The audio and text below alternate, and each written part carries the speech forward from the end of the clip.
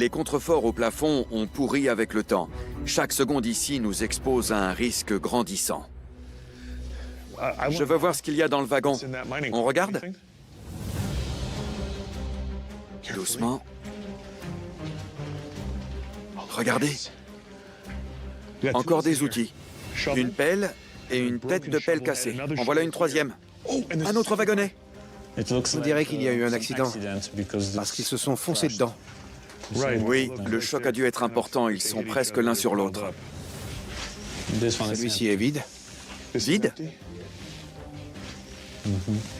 Cette plaque tournante servait à orienter les wagonnets dans différentes directions. On peut consulter la carte?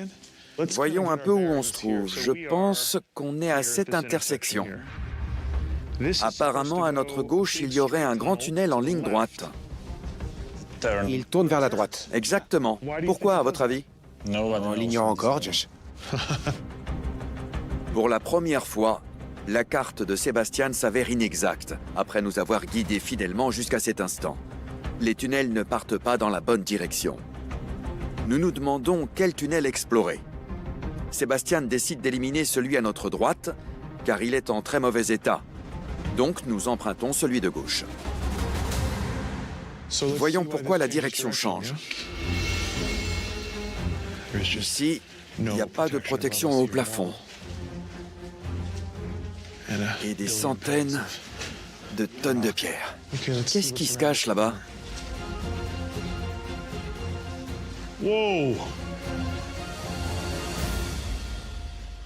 Ok, c'est un cul-de-sac. C'est inachevé. Regardez un peu ces forêts. Il y en a d'autres contre le mur. Et un dernier forêt tout au bout du tunnel. Mais où est la perceuse? Je pense que ça valait de l'argent. Donc ils l'ont emporté? Ouais. C'est dingue. Ils étaient juste là. Et on dirait qu'ils en ont eu marre et qu'ils sont partis brutalement. Ils ont bossé jusqu'au bout. Exactement. Quand on observe le mur, on peut même voir l'endroit où ils ont commencé à percer. Le tunnel devait se poursuivre. Les ouvriers ont retiré les forêts des perceuses et les ont laissés là. Aujourd'hui, il ne manque que les travailleurs. C'est tout à fait ça.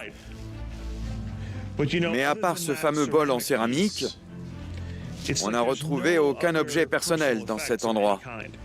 Il n'y a pas de mégots de cigarettes, de table, ou même de vieux jeux de cartes qui traînent dans un coin. Rien du tout, c'est étrange. On pense donc à des prisonniers. Oui, quand on voit tout ça, on pense forcément à des travaux forcés. S'il n'y a aucun objet personnel ici, ça signifie que les gens n'en possédaient sans doute pas. Nous ne sommes là que pour un moment. Mais nous comprenons que cette impasse pourrait bien signer notre fin. Regarde ça, Josh. Une fissure. Ouais, c'est dangereux. Il y en a une autre là. Ce sont des fissures très nettes. Et les pierres pourraient parfaitement tomber. Oui, c'est sûr. Nous quittons ces tunnels. Mais je suis toujours aussi stupéfait de cette découverte. On peut dire que je viens de vivre une expérience proprement sidérante. Mais ce système de tunnel n'est qu'une pièce de l'immense puzzle que constitue Luban. La station radar en est une autre, et l'usine d'armes aussi. Nous n'avons pas encore de vision globale. Qui sait ce que trouvera l'équipe quand tout le complexe sera mis au jour? Sébastien aimerait transformer cet endroit en musée, afin que les habitants de Luban en sachent plus sur un chapitre sombre de leur histoire. Une lumière au bout du tunnel, en quelque sorte.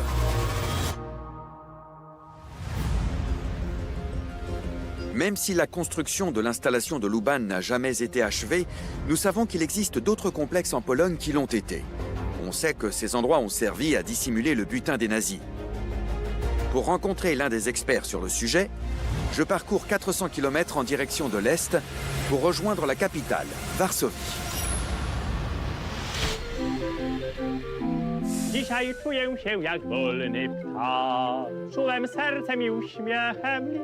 No mów czy nie, to się widzi, to się czuje, to się wie, gdy masz swój Dans cette partie de la ville, il est impossible de ne pas ressentir le poids du passé. Pourtant, la plupart des bâtiments qu'on y trouve n'ont que quelques dizaines d'années et sont le produit d'un incroyable projet de restauration. En effet, à la fin de la guerre, la plus grande partie de Varsovie n'était qu'un champ de ruines. To się widzi, to się czuje, to się wie. En 1943, la ville avait déjà beaucoup souffert quand 1000 occupants du ghetto juif ont décidé de se soulever contre les nazis et de les combattre courageusement pendant 4 mois. En rétribution, les Allemands ont détruit Varsovie, réduisant la ville à un tas de cendres. L'un des innombrables crimes commis par les nazis lors de leur occupation de la Pologne est le pillage des œuvres d'art dans les musées et les collections privées. Au château royal de Varsovie, j'ai rendez-vous avec le président de la fondation des Monuments Men, l'historien et écrivain Robert Hetzel.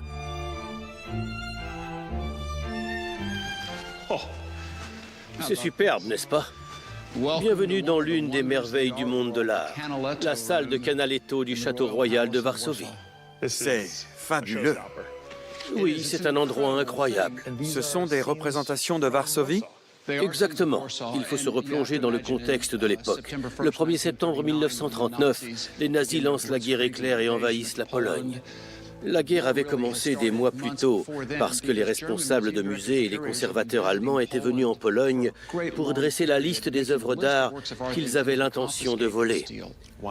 Il ne s'agissait donc pas de vol conséquent à la guerre, c'était un pillage prémédité.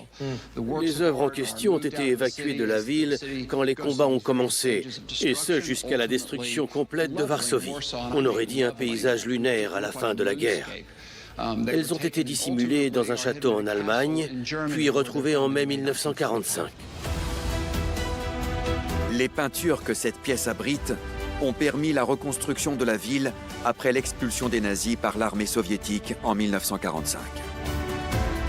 Ces saisissants portraits des bâtiments détruits ont servi de modèle pour la Varsovie que l'on connaît aujourd'hui.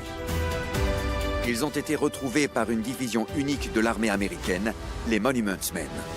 Parlons un peu des Monuments Men. Vous avez écrit un livre à ce sujet. C'était un groupe d'hommes et de femmes aux métiers divers.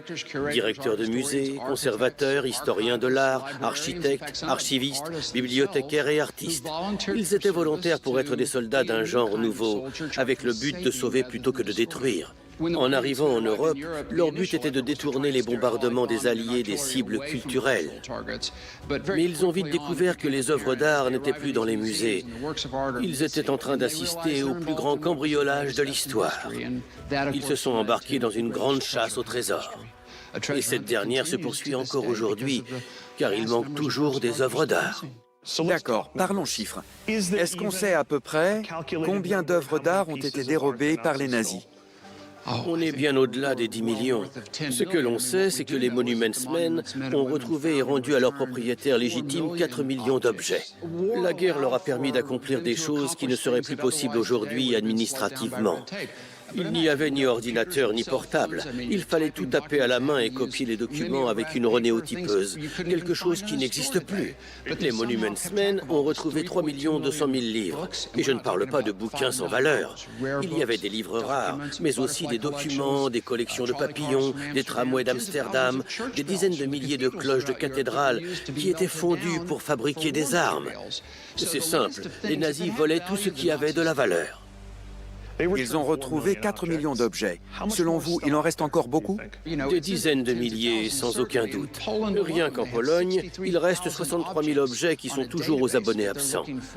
On les retrouve un par un. Il y a tellement de mystères en Pologne. C'est le paradis pour les chasseurs de trésors. Regardez ce document. Il s'agit d'un tableau illustrant la répartition d'un entrepôt militaire. Et dans cet endroit, comme indiqué ici, il y avait 4 salles qui appartenaient au musée de Poznan. Il y avait de véritables trésors là-bas. Ce lieu se trouve à environ 5 heures à l'ouest de Varsovie, vers la frontière allemande. Il y a une équipe là-bas qui enquête sur cet endroit. Ses membres essaient de savoir si certaines œuvres sont toujours sur place. On sait si ces 4 pièces ont toutes été découvertes après la guerre? On l'ignore, mais ce n'est pas à vous que je vais apprendre qu'il faut parfois agir à l'aveugle. Oui. Il faut suivre chaque piste et échanger avec les gens. Malheureusement, nous n'avons pas le choix, parce que c'est la plus grande chasse au trésor de l'histoire.